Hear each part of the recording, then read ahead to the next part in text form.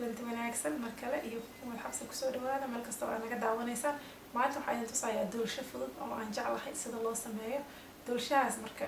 aan wax sameynayo marka waxaan jeclahay in aan maaragtay aan inta badan aan isku dayaa inaan soo bandhigo wax Soomaali laga helayo maxaa yeelay aniga waxa aan xoog saarayo waxa wax inta Soomaali marka doolshaha maanta aan idin tusayo waxa laga sameynayaa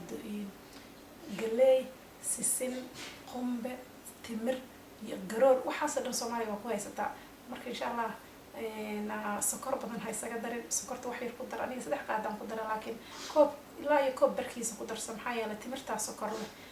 noo mahadsantiin fiirsada sida fudud loo sameeyo bismillaahir rahmaanir rahiim waa bilaabaneynaa waa galeydii oo shiidan tasoorta laga sameeyo furfurka budadii burkii iyo galey iyo bur hadda isku daray waxa dhan waa qoran yihiin saddex qaado sokorta madow ah ama mareereyta u taqaano dada isoo weydiiyay sokorta madow maxay tahay dhahay sokor madow le waa qaana sokorta madow sokorta mareereyda marka insha Allah waxaan ku daray baking powder baking soda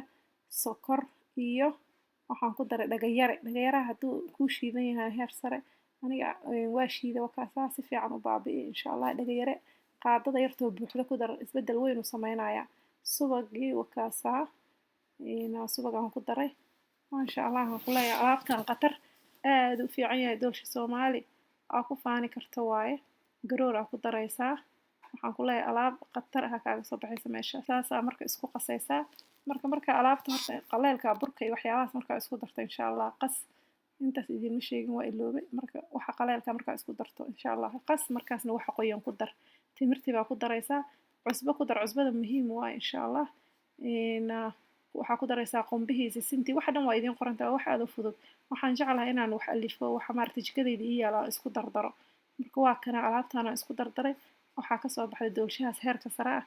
in anagu waa jecelnahay ilmeyga waa jecel yihiin ani sokorta isagama badiyo waxa hadii aadan sokorta ka badinin ma sha Allah wax fiican ka soo baxaya meeshaas timir ay leedahay timirta waa ku badsan kartaa timirta maar dadka dhiig la'aanta iyo waxyaabahaas hayso u fiican tahay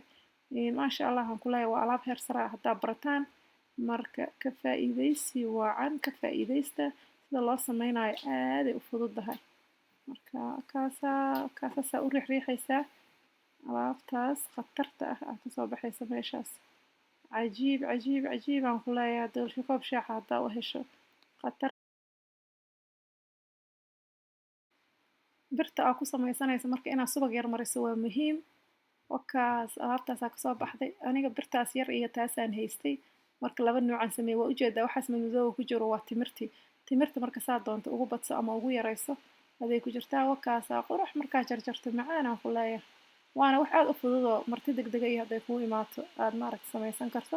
subscribe gareeya wixii talay tusaale nala soo socodsiiya saaxiibada aan aqoonin page-ka gaarsiiya waa idinkaas doolsha Soomaali aa ku faani kartaan Soomaha Assalaamu calaykum